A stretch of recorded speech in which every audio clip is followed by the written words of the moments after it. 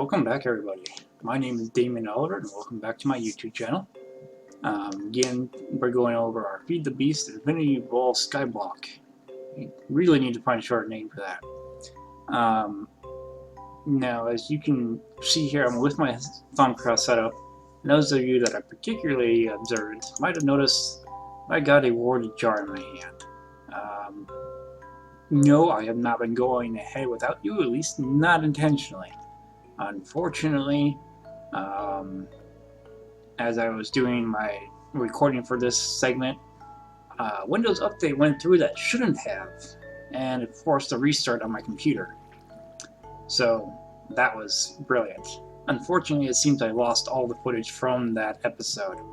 So this episode is really it's probably going to be a bit shorter while I basically go over what happened. So let's go through here. As you can see, we went through a couple different things. I'll kind of give you the recap here. Arcane stones are a building block in Thaumcraft. There are a few things that need them in the recipes. In particular, they're useful for your infusion altar. They still are, in fact, but they're also fairly decorative, especially if you have Chisel installed, which uses the same arcane stone but gives you a lot of different varieties. They also play a different part here in Infinity Evolved, because they are also used for a couple other mods: Witchery, Blood Magic, and Botania. And they're useful for the Blood Magic slates, which is kind of the building block of Blood Magic. So, yeah. As you can see here, we have several different things that require slates, and they have multiple tiers too. So, yeah. We're going to need a lot of them. Now, in the vanilla recipe, they are simply a shard, a Thaumcraft shard. Any vanilla 6 will do, and I think so will the Viz and Balance shards. I'm not 100% positive on that. But I don't think any Thaumcraft add-on mod adds a shard that works. But they're in the vanilla recipe, they're just simply a shard surrounded by 8 stone. In this here, we do have a recipe to duplicate them, but to craft them, we need 4 stone and then 4 living rock, which is just tying in all the mods together. Really, it's not really that much harder, because living rock is basically stone that just set around a lily for a minute, so it's hardly difficult to get a hold of. It just requires an extra step. Now the other thing that we went over is the Quicksilver drops. Quicksilver drops are kind of limited in Skyblocks, because Quicksilver mainly drops from, Quicksilver itself is mainly gotten from Simmerleaf and Cinnabar ore from Thaumcraft. Now we took a look and we found it is possible to get Cinnabar ore using the mining drill or the laser drill, but that is a little bit further ahead of us in tech and requires a lot of power. Not that full 1.5 million there, but it does require a lot of power in order to be in constant use. The other option, like I said, is the Simmerleaf, which we can get through means of Agricraft. In vanilla, they do spawn nearby silverwood logs, which is the reason why silverwood logs need to be nearby for these in order to grow. But in vanilla Minecraft, you can get them just in the wild. You just have to find the silverwood tree, which are not the most common things in the world, but they have somewhere between 2 and 5 Shimmerleaf around them.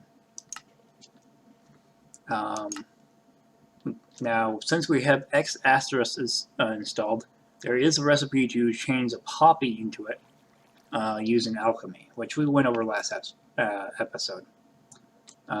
This is not a hard recipe. It's more annoying because there's not really anything I know of off the top of my head that has even two of these aspects together, I don't think. Well, I don't know, maybe some saplings or some leaves from a silverwood or a greatwood would have both herba and precantasia, but I don't think there's anything that has all three.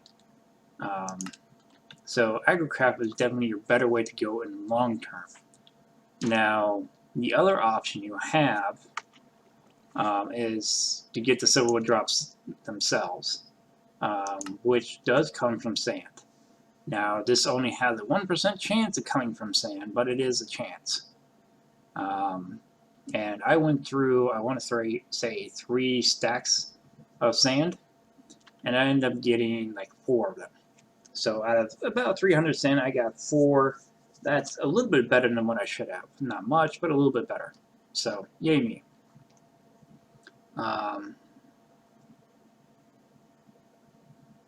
Now, with these quicksilver drops, we use those to make Essentia tubes. Essentia tubes are pretty simple. It's just a quicksilver drop, glass, iron, and gold nuggets. Remember, with the compacting door, the gold nuggets are pretty easy to attain and keep track of. The only thing is it does require the arcane crafting table and a wand that has 5 of the aspects. Remember, if you're using the wooden wand, that does have a 0.09 penalty to you. So we would need about 5.5 of each of these if we're using a wooden wand, as opposed to just 5.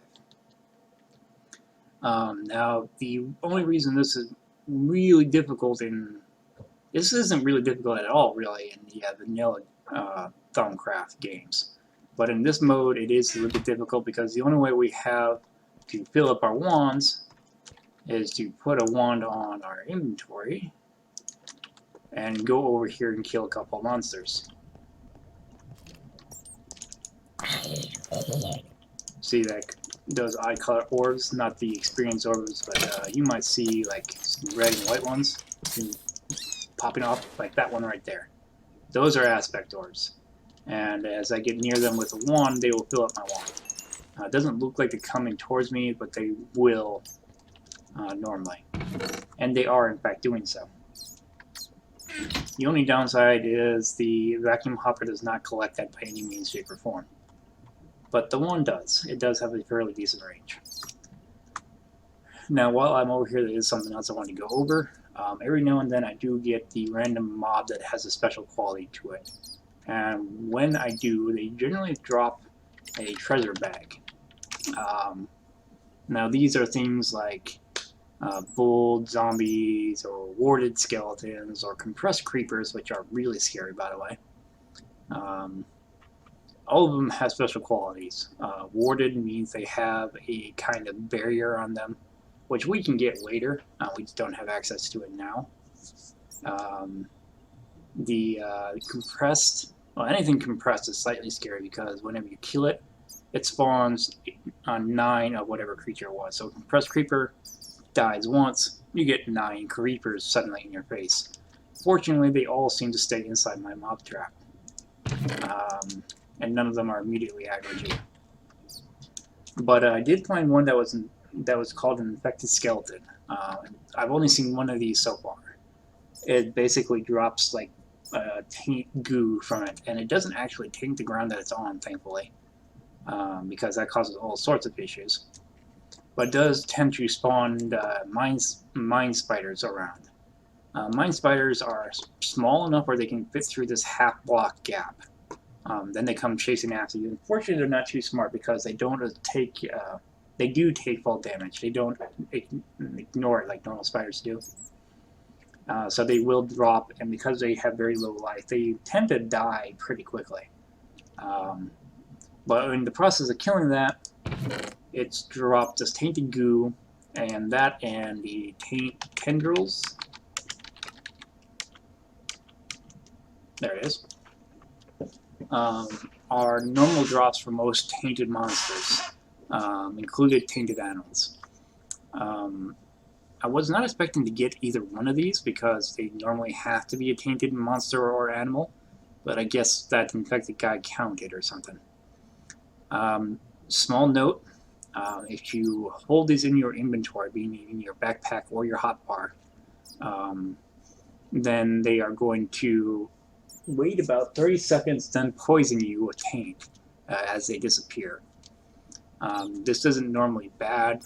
This kind of poison can kill you, kind of like the weather effect can. And when it does spawn a tainted slime usually, which I don't know, that might mean your inventory goes away. I'm not sure if a gravestone will appear for that. But the poison usually disappears fairly quickly. Now if you have them inside of a chest like this, or some sort of book bag or packback or bag or whatever inside your normal inventory, you should be fine, because that putting it inside there pauses the timer. So going back over here, like I said, using the table right now really only a pain because we can only recharge our wands from that right now. I mean, we could go down there and try to find a node, but right now that would be dangerous and tricky to say the least, because we could only see the nodes with a thumb meter about 10-15 blocks away. So that is really our best option for now, but hopefully we'll get better options later.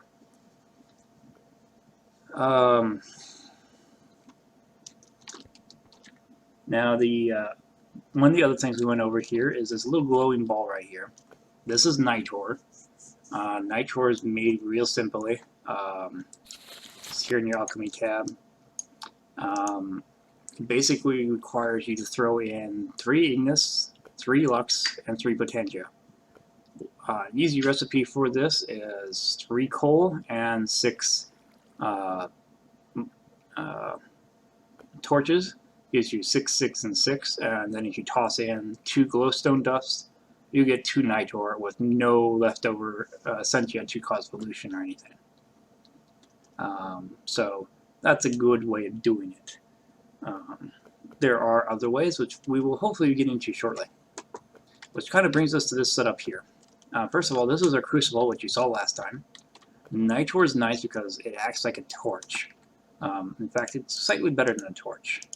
Because if I take this and set that aside, I can go over here and I can put a stone block there, and that, and I can just slap the nitro here on the side, and it creates this little glow of fire, which is the same thing you see there.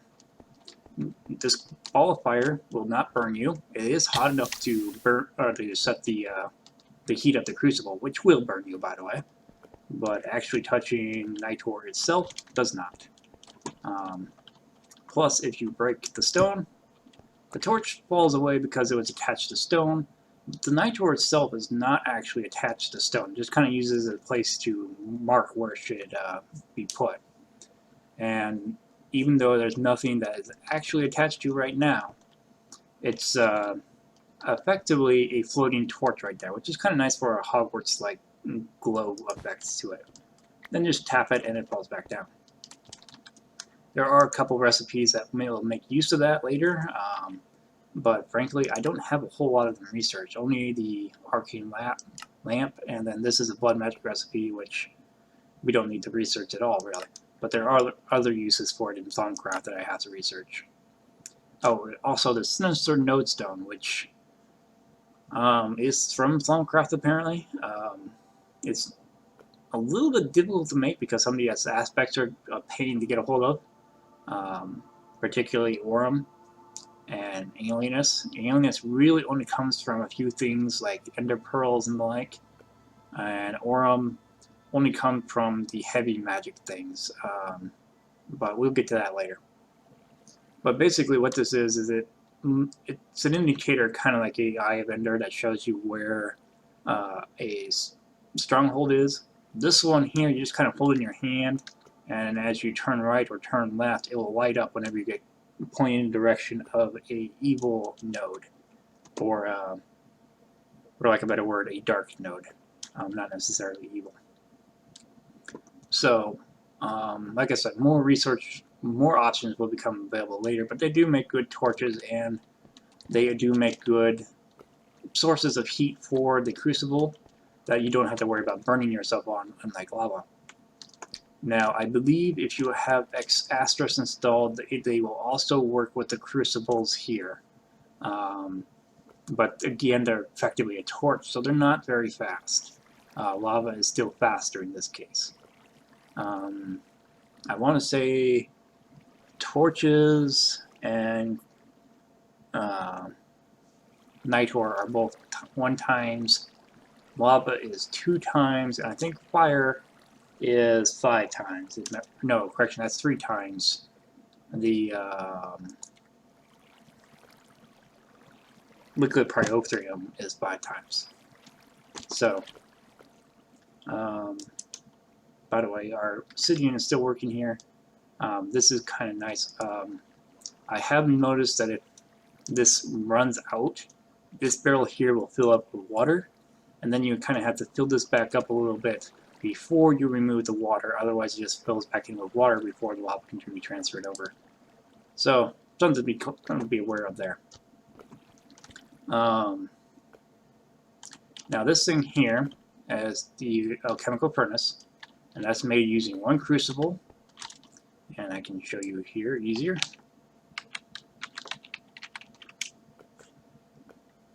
Alchemical, we've got a lot of alchemical things here. A chemical furnace is basically some of the arcane stone blocks I mentioned earlier. A furnace, which remember this is the one that requires compressed stone. So this is like 72 stone right there, and the crucible. And then again, it uses the aspects. So in the end, it's not a difficult recipe by any means. Now this does not require heat of any sort. It works as part of a multi-block, really. It's a one by one by anywhere from 2 to 5 high, I think, multi-block. And what we also need for that is the other thing you saw on top of there, the arcane, helps if I spell that right, arcane, yeah, that was right, alembic. The arcane alembic is another simple recipe. Requires gold. All this, gold, iron, and bucket, which we've all seen how to get. The only other thing is the Viz filter. Now, the Viz filter is buildable, but this is a vanilla recipe here. At least I think it's vanilla. Vanilla is either silverwood planks or silverwood log, I'm not sure. But this recipe here gives you 2, but you just need the silverwood planks. And in order to get planks, you either need to toss a silverwood into a mana pool, which gives you 2, or into a sawmill, which gives you 6. So that's the more efficient method. Getting silverwood, though, is a little bit more tricky. Not very much, though. It is in the magical wood of Asterisk, which teaches you how to make great wood and silverwood in a crucible. The only difference is great wood requires oak logs, whereas silverwood requires birch, and the silverwood requires 1 aspect of ordo, in addition to these 3, which are both needed for great wood. So honestly, this entire thing is not hard to make. I want to say there is I want to say it was either a sandstone slab block or maybe it was a smooth block, I forget. But one of them has both Precantatio and Ordo on it. Otherwise, you can go about this in other methods, such as the Ordo and Precantatio you can just use an Ordo shard for. Then you just get the arbor. But that does require a little bit extra aspects that will poison the atmosphere. In the end, not a terribly hard thing to make. just annoying at this point. We are working on getting a better system here.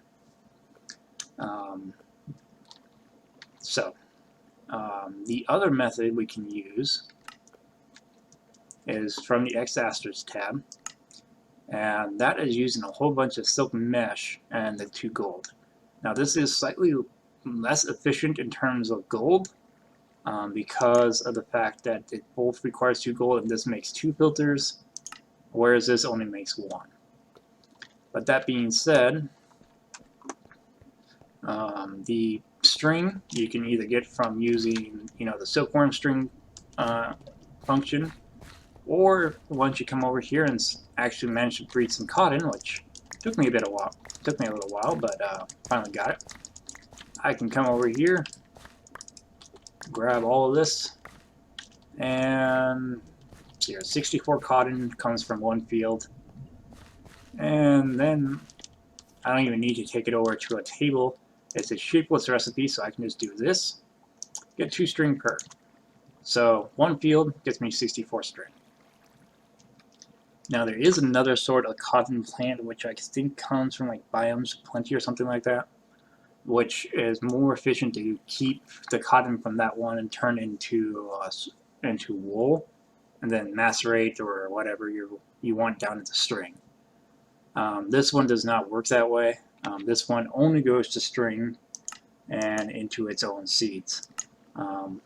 There is a way to turn it into biomass or biofuel or whatever you want to use it for, but that's it. You can't get wool or anything out of this. On the other hand, 4 string makes 1 wool, so that's not a terrible trade-off. I've been mainly just collecting my string and my cotton and converting it over to string until this drawer fills, and then I might fill up this one. And then I might make another slot for wool or something if I'm particularly bored or have an excessive amount, 1 to 2. But basically, I now have effectively an infinite source of string now that grows fairly quickly, a lot quicker than the silkworms do. As you can see, I got about 304 there, and that's after subtracting the amount I need for the filter to get the arcane alembic here. Just as another friendly reminder, you do not automatically scan everything that's in your inventory or anything that you made. So make sure you go over your crucible and everything else that you make. I've noticed the Essentia tubes cannot be scanned. I'm not sure why that is, considering they're vanilla Thaumcraft. But everything else, scan. These are one of your main methods of getting back the aspects that you use to research these things. So make sure you scan them, or else you're going to basically be destroying items to try to get the research points you need. So, as a note, we do have the inventory scanning mod available, so you can just kind of hover over things and they'll automatically scan. And like I said, the Essentia 2s will not scan anything. You can't learn anything from it. But things like the warded jar, though, you can. Now, the warded jar is kind of pathetic. It really is. But we kind of need it for what we want to do here. First of all, let me go down here.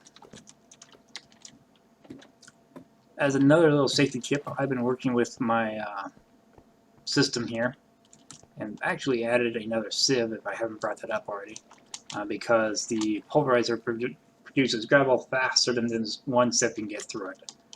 But we may be looking at another method for getting materials later. But what I wanted to show you with you is on my camera here. It's already run through most of my ores for this run for now, so that's not terrible. But if I put stuff in here and it fills up this system here, which has happened because the basically my chest ran out of places to put things, then no harm, no foul. It was basically stops, and I get stuck doing sorting everything out like I'm doing now. But that's only if this fills up here. As you can see, it's already kind of emptying back out. This one, though, if it fills out, it'll start spilling stuff out into the ground, which is kind of annoying. And like I said, I'm going to come up with a better way of dealing with that later. But it is still fairly decent at what it does. The main issue right now is I'm getting excessive amounts of some things like the compressed flint. I can't compress that any further. So it's taking up a number of inventory spots. At the same time, I'm getting more than one stack of iron and stuff per run. Did the same thing with copper, and occasionally tin will hit that level too. But yeah, it's basically a thing where I'm running out of room, and I'm either going to have to come up with a better method, or I'm going to have to upgrade this chest into a bigger chest, which would not be the end of the world by any means. But there are a couple of alternative methods I want to take a look at. Let me just stick those in there right now. But I grabbed a piece of coal because what this system is going to do is, as you can see, I put in a stack originally, and just for purpose of demonstration, I put in 2 saplings, and it already burned through about 10 cobblestone. Now, what does this system do? Well, short version is you put in something to burn up here. Just for note, cobblestone is Terra and entropy, excuse me. Then you put in fire, or some sort of burnable. And this bar, every time it goes up, it basically breaks down 1 cobblestone into both that Terra and the entropy. And as you can see, this bar is going to raise up faster than it's probably going to empty, actually. But it's basically putting all of it into here, which is kind of a unsorted, but it still keeps track of what's what. So you can see that there's a certain amount of stone and everything going on here. And then that's going to be raised up here into the arcane alembic until the alembic runs out of room. The alembic is going to try to pipe it over to something that's you can use to store it. That's kind of what you need these warded jars for. Now you can see here when something's not right, it'll shoot up that spray there. That means whatever in the alembic right now cannot fit into the jar that it has. Or rather, I guess it did. Never mind. I don't know why it steamed out. Usually when it steams out, that means it can't go into the jar that currently has in it. There we go.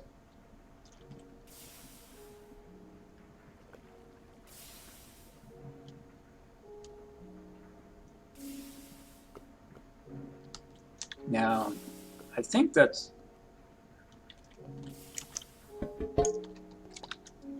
yeah, that should be causing an issue. Because these pipes have a certain suction range here.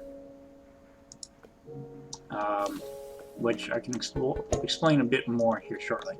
Let me first empty out that, because once this kind of fills up here, I think some of the material gets wasted, if memory serves. But you can see now that this is filling up, whereas before it couldn't over here. Does that mean that the other one can't fill up either? Yes, it does mean that, and that's kind of what's shooting off here. But if I remove this jar, then it will fill up fine, or at least it should. Yeah, there it goes. Why is that happening? Well, first of all, the arcane alembic itself can only hold so much Essentia in it. As you can see now, we are kind of getting to the point where it's finished up the job, so that's good. But it can only hold so much in it. And then each of these pipes have a certain suction. So if I put this here, it should fill up with some Terra, I think. Yep, I'm filling up with a little bit of Terra there. And basically what it is, like I said, each pipe has a certain amount of suction. By default, the suction is 32, I believe. But the further away from the arcane alembic it gets, the lower that suction gets. And that's kind of what the steam here is showing us. So right now, this jar has a 32 suction of Terra. Keep in mind that's not what the amount is showing us. The amount is showing us how much is inside the jar. It has a 32 suction of Terra. That means this pipe has a suction of 32 Terra. This pipe has a suction of 32 Verdicio. Now what happens here is because the Terra is closer to it, it basically wins because this is Perdicio 32 here, and then this is 32 Terra and 31 Perdicio. 32 beats 31, so it tries to suck in Terra before it tries to suck in anything else. Since this Alembic here can only hold one aspect, it gets stuck because it can't get past these 32 suction of Terra. So this system is slightly annoying, honestly. But he implemented it because there was issues with servers, basically. People were having entire rooms of pipes that were filling up everything, and it was causing server issues. Plus, it made one of his golems redundant. So, yeah, we will have better systems for this later, though, possibly including said golems.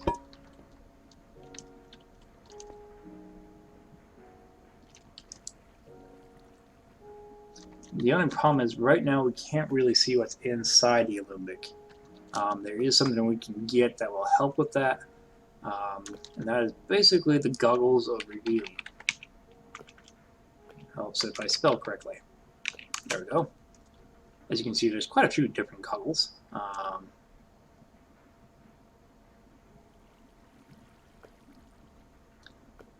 don't know, the sonar or the night vision goggles might be interesting. This one here is a helmet from Blood Magic that can actually be combined with the goggles of revealing, which is kind of nice. But the problem is this requires impregnated leather, which requires a whole bunch of leather, which we can't really get yet. Plus these other things which we don't have access to yet. Sorry guys, I'm having a hard time speaking today. But frankly, they're not terribly hard to get. We just need a couple items from Witchery, which we don't have yet. So, it does require 2 Thaummeters and a bit of gold. So it is a bit gold intensive, but you know, we have unlimited gold, really. Just a matter of time. So the leather is the only thing that's really stopping us right now. But basically that will let us see nodes much further, and it will also let us see things like the Arcane Alembic or the Warded Jars, what's in them and how much, without having to rely on any eye.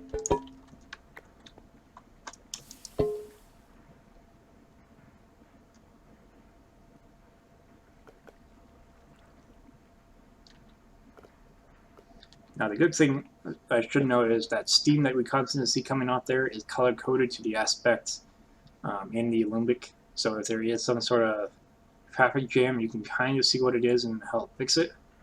But even though it's steaming off into the atmosphere, it's not actually hurting the atmosphere, nor are you losing the aspect.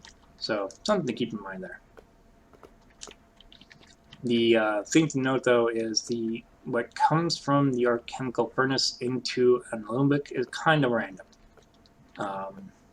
If there is an aspect already in it of that type, it will flow into there automatically. But if there is no aspect, like it's being constantly drained out or whatever, then what goes back into it is kind of random, which is why we're having some issues right now. If I had another Alembic out there, what would happen is this one would fill up with Terra, and then the second one, which would be on top of it, would fill up with Perdicio. So that's how we worked out that. And I think that's all the Essentia we got right now. Nope, not quite. Now, like I said, this is 32 Terra right now, and over here becomes 31 Terra. Each step it goes closer to 0 until it no longer has any suction. But because there is no competing suction with this one now, it's fine in this slot. Okay, so we put in a stack of cobblestone, a full stack. There's 10 left. That means 54 have been destroyed so far. We have 2 jars at 54 Perdicio, and 1 jar of 54 Perdicio and 1 jar of 54 Terra. Now, what can we do with this? Well, right now, not a whole lot. Thaumcraft 5 actually has an easier system of dealing with this. It's slightly slower, and it does kind of break down some of your aspects. You don't get the full amount like we do right now. But one of the things we can do is we can get the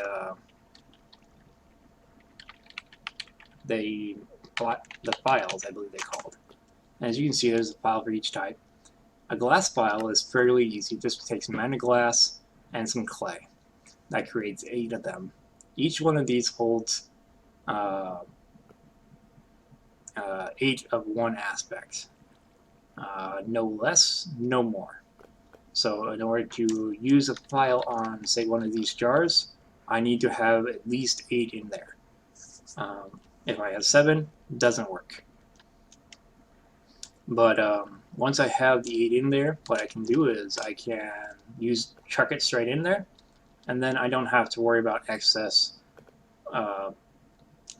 Essentia getting mixed into the atmosphere. Or at least that is if I do my math correctly. The downside to these is kind of all or nothing. They always have 8 aspects, or 8 of that Essentia in them. No more, no less. So you cannot have a partial file. In addition to that, most of the time when you use a file for something like, well, most of the time it's going to be for alchemy, in which case you chuck it into the cauldron and your file's gone. But fortunately, these only give the aspects that they have inside of them. They don't give any glass or anything like that. So a Potentia file will only give a Potentia, no crystal aspect. Or anything for clay for that matter.